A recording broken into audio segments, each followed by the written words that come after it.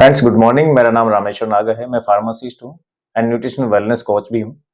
और आज हम ऐसी मेंटल प्रॉब्लम के बारे में बात करेंगे जिसे डिप्रेशन कहते हैं। डिप्रेशन एक मानसिक विकार है, अवसाद भी जिसको बोलते हैं। ऐसा माना गया है कि दुनिया में लगभग 5% लोग इस विकार से पीड़ित हैं। खासकर 18-20 साल से लेकर लगभग 30 साल तक के युवाओं में ज्यादा पाया जाता है। और 30+ की जो फीमेल्स है उनमें भी बहुत ज्यादा डिप्रेशन की शिकायत मिलती है।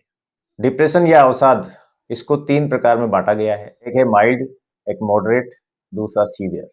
माइल्ड और मॉडरेट जो डिप्रेशन है उसके ऑलमोस्ट सेम सिम्टम्स है, लेकिन जब इनकी इंटेंसिटी बढ़ जाती है तो ये सीवियरिटी में काउंट होता है। सीवियरिटी का मतलब है बहुत ज्यादा प्रॉब्लम हो जाना। थोड़ा सा मैं बताता हूँ। सीवियरिटी में भी 4 स्टेजेज है। पहला है डेलूजन, मीन्स फीलिंग ऑफ हेलुसिनेशन, जैसे नोजिया, एंग्जाइटी, इस तरह की फीलिंग स्टार्ट हो जाती है। सेकंड है feeling of stupor, that is deep state of unresponsiveness. कभी कभी शरीर धूस सकता है, चिल्ला सकता है व्यक्ति। तीसरा है हेल्यूसिनेशन, दैट इज इल्यूजन, मति भ्रम जैसा होना। और इसी में चौथी स्टेज है सुसाइडल बिहेवियर या थॉट ऑफ सुसाइड, खुद को ही नुकसान पहुंचाना या खुद को नुकसान पहुंचाने के बारे में विचार आना। जब ये इंटेंसिटी ज्यादा बढ़ जाती तो कई बार लोग सुसाइड कर लेते हैं, अपने आप को बहुत ज्यादा नुकसान पहुंचा देते हैं। लेकिन आज हम बात कर रहे हैं कॉमन सिम्टम्स की। कॉमन सिम्टम्स इसके हैं, व्यक्ति लगातार दुखी रहता है, बेचैन रहता है, उदास रहता है, चिंतित रहता है, किसी भी काम में मन नहीं लगता है। चाहे वो पढ़ाई कर रहा हो, स्टूडेंट हो, चाहे वो जॉब कर रहा हो, चाहे बिजनेस कर रहा हो, चाहे कोई भी एक्टिविटी कर रहे हो, तो उसमें मन नहीं लगता है। किसी चीज़ में इंटरेस्ट ही नहीं होता है। जैसे कोई ओकेजन है या कोई पॉजिटिव इवेंट है या कोई फंक्शन है या दिवाली है, किसी भी तरह का कोई भी प्रोग्राम है, तो उसका मन उसमें लगता नहीं है, बल्कि वो उदास ही रहता है। उसके लिए उसका ज़्यादा इंपॉर्टेंस होता नहीं है। मतलब वो खुश नहीं होता है। अधिकतर टाइम पे वो खुद के लिए नेगेटिव सोचता रहता है, अपने आप को दोष देता रहता है। कोई भी काम अगर थोड़ा सा भी गलत हो गया तो खुद को ही दोषी ठहराना, खुद को ही कोसना, अधिकतर टाइम थकावट फील करना, वीकनेस फील करना। अगर कोई स्टूडेंट है, पढ़ाई कर रहा है, तो पढ़ाई में मन नहीं लगना। कभी कभी उसको लगता है कि पता नहीं मेरे से होगा कि नहीं होगा, क्योंकि आजकल पेरेंट्स की भी एक्सपेक्टेशन बहुत ज़्यादा हो गई है, बच्चों की भी एक्सपेक्टेशन बहुत ज़्यादा हो जाती है। कई बार बहुत बड़े बड़े ड्रीम्स भी होते हैं, देखना चाहिए, नो प्रॉब्लम। लेकिन उसके लिए ईश्वर पे भरोसा करके, खुद पे भरोसा करके और पढ़ाई करनी चाहिए, तैयारी करनी चाहिए। That is most important. कई बार नींद कम हो जाती है, जैसे आपको देर रात तक नींद नहीं आती है, फिर अगर नींद आ भी गई तो बीच में नींद खुल जाती है। बार बार नींद का खुल जाना, ये भी एक डिप्रेशन का सिम्टम्स है। जिस टाइम तक आप उठना चाहते हो उससे पहले नींद खुल जाना। कभी कभी खाने की इच्छा नहीं होती है, कभी कभी ज़्यादा खाने की इच्छा होती है। तो ऐसे टाइम पे लोग कई बार बहुत ज़्यादा खा जाते हैं तो मोटापे के शिकार हो जाते हैं। आपको पता ही है, मोटापे से कई तरह की बीमारियां डेवलप होने के चांसेस होते हैं। हमेशा आपने कई बार देखा होगा, जो डिप्रेशन में व्यक्ति है उसके लिए कोई भी पॉजिटिव, अगर कोई इवेंट या कोई भी घटनाएं पुरानी रही है, पास्ट में रही है, तो उसके लिए उसकी फीलिंग बहुत माइनर या छोटी सी होती है। मतलब बहुत ज़्यादा कुछ उसको वो फील करता नहीं है या उसको फील करके खुश नहीं होता है। लेकिन अगर कोई नेगेटिव इवेंट्स है, कोई भी पुरानी इस तरह की घटना है जो नेगेटिव है, तो उसको बहुत ज़्यादा स्ट्रॉन्ग फीलिंग रहती है ऐसी चीज़ों की। धीरे धीरे उसके नेगेटिव विचार बढ़ने लग जाते हैं। और जब इंटेंसिटी इन विचारों की बहुत ज़्यादा बढ़ जाती है तो वो फिर अपने आप को नुकसान पहुंचाने की सोचता रहता है या प्रयास कर लेता है, कई बार नुकसान ही पहुंचा देता है। दूसरा, अपने कोई मिलने वाले हैं, कभी कभी ऐसा भी होता है कि जब कोई मिलने वाला हो खास और उससे वो बात करने का उसका मन हो जाता है, तो उसको बता भी देता है कि यार मैं तो अब जीने का कोई फायदा नहीं है, मैं तो मरूंगा, या इस तरह की कोई भी कंडीशन डेवलप हो सकती है। जैसे मैंने बताया, सुसाइडल थॉट्स आने लग जाते हैं। कई बार वो अपने आप को नुकसान पहुंचाने की करता भी है। आजकल जैसे स्टूडेंट्स में बहुत ज़्यादा देखने को मिलता है, क्योंकि पेशेंस बहुत कम हो गया है, एक्सपेक्टेशन ज़्यादा हो गई है, मेहनत व्यक्ति करना कम चाहता है, तो उसको शॉर्टकट में जो भी रास्ता मिलता है वो अपना लेता है। लेकिन ऐसा करना नहीं चाहिए। फीमेल में कभी कभी ऐसा कारण भी हो जाता है कई बार, जैसे अब फिजिकल, सेक्सुअल या इमोशनल और मेंटल वीकेंस से हरासमेंट या मिसबिहेव भी इसका कारण बन जाता है कई बार। इस तरह से कई तरह के ये सिम्टम्स है। जब इनकी इंटेंसिटी बढ़ जाती है तो ये उस टाइम पे व्यक्ति अपने आप को खत्म करने का सोचता है। कई लोग अपने आप को खत्म कर लेते हैं। कारण क्या हो सकते हैं? कारण बहुत सारे हैं। कुछ कारण मैं आपको बताता हूँ। जैसे साइंस के हिसाब से बात करें तो कुछ बायोलॉजिकल कॉजेज होते हैं, कुछ हमारे केमिकल्स होते हैं ब्रेन के अंदर, उनमें थोड़ा सा डिस्टर्बेंस हो जाता है या वो कम हो जाते हैं। जैसे सेरोटोनिन है, नोरेपिनेफ्रिन है, डोपामाइन है। तो इसके लिए फिर मेडिकेशन है, जो डॉक्टर्स से मिलके जो भी मेडिकेशन वो देते हैं वो लेना पड़ता है। दूसरा है साइकोलॉजिकल कॉज। इसमें कई तरह की कंडीशन सम्मिलित हो सकती है, जैसे अपने या किसी अपने का ही व्यवहार बदल जाना, जिससे हम लोग इमोशनली टच हैं या जिससे प्रेम है या जिससे बहुत अच्छी बनती है, उसी का व्यवहार एकदम से बदल जाना, रिलेशनशिप टूट जाना, या जैसे कोई डिवोर्स हो गया है, ऐसे केसेस में भी डिप्रेशन के केसेस बहुत ज़्यादा बढ़ जाते हैं। इन्फीरियर फील करना, अपने आप को गिल्ट फील करना, टीज फील करना, कभी अकेलापन फील करना। दूसरा, कई बार जैसे सेल्फ इमेज लो होती है या पर्सनालिटी वीक होती है, तो ऐसे केसेस में भी क्योंकि कैसे ज़माने को फेस करेंगे उस हिसाब से उसको इन्फीरियरिटी फील होती है और कई बार डिप्रेशन डेवलप हो जाता है। इसीलिए बोलते हैं कि कभी-कभी बच्चों को उनकी उम्र और स्टेजेस के हिसाब से उनको दुनिया दिखाना भी चाहिए, मार्केट ले जाना भी चाहिए। समय-समय पर उनका दुनिया से एक्सपोज़र होना बहुत ज़्यादा ज़रूरी है। जब ऐसा नहीं करते हैं तो उनका खुद पे विश्वास कम रहता है, शर्मिंदगी फ़ील होती है। कभी-कभी कोई ख़ास काम या बड़ा काम हो तो उनको लगता है कि ये मेरे से नहीं हो पाएगा। ये भी एक कारण बनता है कई बार। आप स्टूडेंट हैं, पढ़ाई कर रहे हैं तो आपको लगेगा मेरा तो बहुत ज़्यादा टारगेट है, मेरा तो कोर्स बहुत बड़ा है। जब आप पढ़ रहे हैं, आपके जैसे और भी लोग पढ़ रहे हैं, और भी लोग सेलेक्ट हो रहे हैं, तो क्यों ना आप भी हो सकते हैं ना? अपने आप पे विश्वास रखिए, ईश्वर पे विश्वास रखिए और अपना काम ईमानदारी और ईमानदारी से करिए। व्यक्ति जब अपने प्रति ईमानदार नहीं होता है कई बार, तब इस तरह की फीलिंग ज़्यादा आती है, खासकर युवाओं में जो मैं देख रहा हूँ। और कई बार नशे की चपेट में आ जाते हैं, कहीं पे भी कोई भी नशा कर लेते हैं, एडिक्ट हो जाते हैं। नशा और एडिक्शन किसी भी ड्रग्स का, वो भी कई बार डिप्रेशन डेवलप कर देता है और बहुत ज़्यादा प्रॉब्लम क्रिएट कर देता है। तो ऐसी चीज़ों से भी बचें।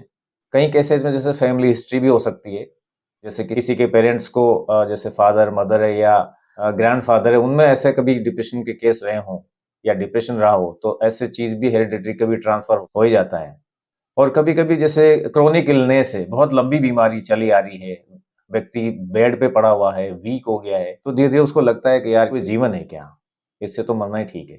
तो कहने का मतलब है कि कोई न कोई ऐसी सिचुएशन होती है, कोई न कोई ऐसे कारण होते हैं जिस वजह से डिप्रेशन में जाता है व्यक्ति और कभी-कभी बहुत गलत कदम भी उठा लेता है।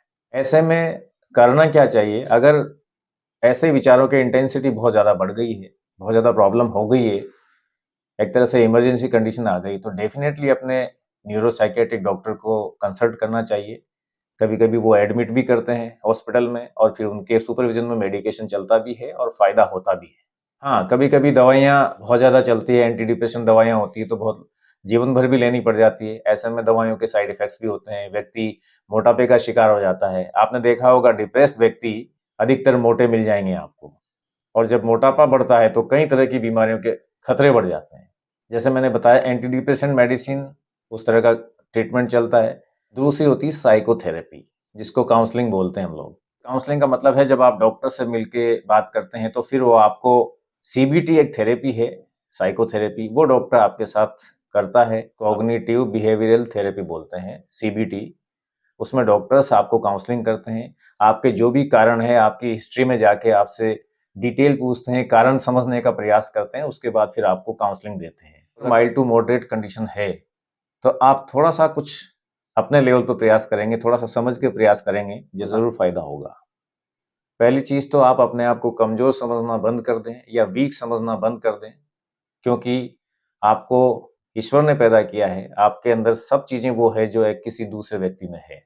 जो सक्सेस है।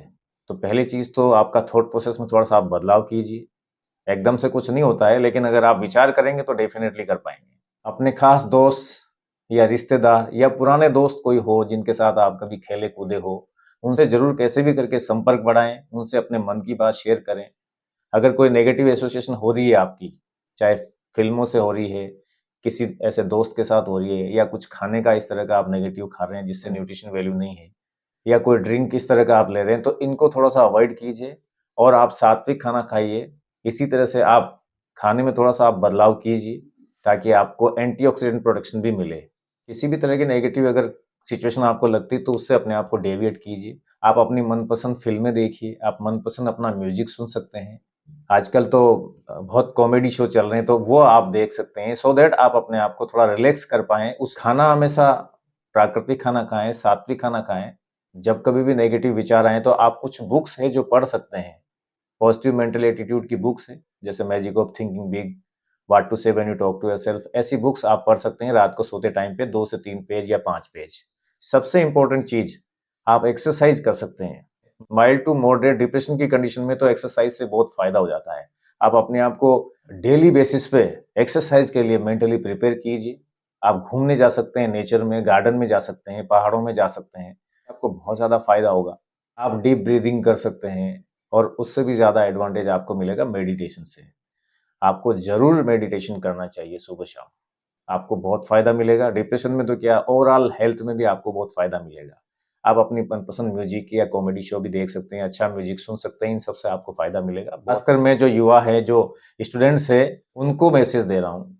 जैसे मैंने बताया, कुछ खाना ऐसा होता है जो सही नहीं होता है बहुत ज़्यादा, अगर आप डिप्रेशन में हैं तो। जैसे फास्ट फूड है, प्रोसेस फूड है, जंक फूड है, फ्राइड फूड है, नशा है, तंबाकू है, इन सब चीज़ों को आप थोड़ा अवॉइड करें और अपने खाने में थोड़ा सा बदलाव करें। जो मैं सजेस्ट करता हूँ आपको, दूध या दूध से बने हुए प्रोडक्ट जो भी है, आपको अपनी डाइट में शामिल करना चाहिए। चाहे वो दही हो, योगर्ट हो, ग्रीन लीफी वेजिटेबल्स आप ज़रूर लीजिए आपकी डाइट में। ब्रोकली है, गाजर है, खीरा है, ये भी बहुत हेल्प करते हैं। सिट्रस फ्रूट्स, स्पेशली जो सिट्रस फ्रूट्स होते हैं, उनमें बहुत पावरफुल एंटीऑक्सीडेंट्स होता है। आप ऐसे फल खाइए या फिर जूस पीजिए, जैसे ऑरेंज है, पाइनएप्पल है, कीवी है, ग्रेप फ्रूट्स है, एप्पल है, केले हैं। कुछ बेरीज है जो आपको बहुत फ़ायदा देती है, जैसे स्ट्रॉबेरीज है, क्रैनबेरीज है, ब्लूबेरीज है। आप मैंगो शेक या मैंगो जूस भी ले सकते हैं और कोकोनट वाटर भी पी सकते हैं।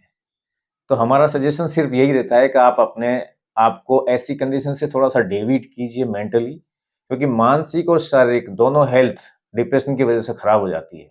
तो आप मानसिक और शारीरिक हेल्थ को ध्यान में रखते हुए अपने थॉट प्रोसेस को थोड़ा सा बदलाव कीजिए, अपने खाने पीने में, व्यवहार में थोड़ा सा बदलाव कीजिए और अपने आप को आप हेल्दी रखिए, क्योंकि शॉर्टकट अपनाना कोई सॉल्यूशन नहीं होता है। ज़िंदगी बहुत बड़ी है, बहुत कुछ अचीव करना होता है, अचीव कर सकते हैं, आप सब कुछ कर सकते हैं। मैंने एक जगह एक बुक पढ़ी थी, प्रेरणा का झरना, उसमें सबसे पहले ऊपर जो फ्रंट पेज है उस पे एक कोटेशन लिखा था। उसमें लिखा था, इस दुनिया में कोई भी घटना घटित होने से पहले सर्वप्रथम मनुष्य के दिमाग में घटित होती है। तो सारा खेल थॉट प्रोसेस का है, हमारे दिमाग का है। ईश्वर ने हमें बहुत अच्छा दिमाग दिया है, उसका सही तरीके से इस्तेमाल करें। बुद्धि हमें दी है, उसका सही तरीके से इस्तेमाल करके और अच्छी तरह से हेल्दी लाइफ जिएं। Thank you.